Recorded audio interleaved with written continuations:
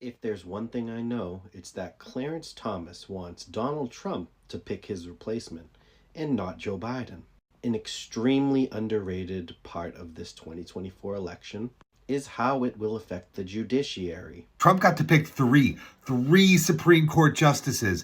The 2016 election is the sole reason that Roe v. Wade was overturned and abortion rights are in jeopardy all across the country. There aren't a lot of opportunities to rebalance the court, but Thomas and Alito retiring could shift the balance of power back in favor of the liberal judges. But that depends on a lot, like President Biden winning, the Democrats having enough senators to approve his pick, and the unlikely chance that something happens to both of them because there's no way these hardcore right-wingers are ever going to retire under a Democratic president. But if Trump wins again, that means they can safely retire knowing he'll just appoint two young conservative justices to rubber stamp all his terrible right-wing ideas, not to mention what could happen if one of the very few liberal justices can no longer serve. There's just too much at stake here. Abortion is already endangered with the current court, but if Trump is allowed to lock in his justices for entire generations, that means almost nothing is safe. Same-sex marriage, trans rights, separation of church and state, environmental regulations.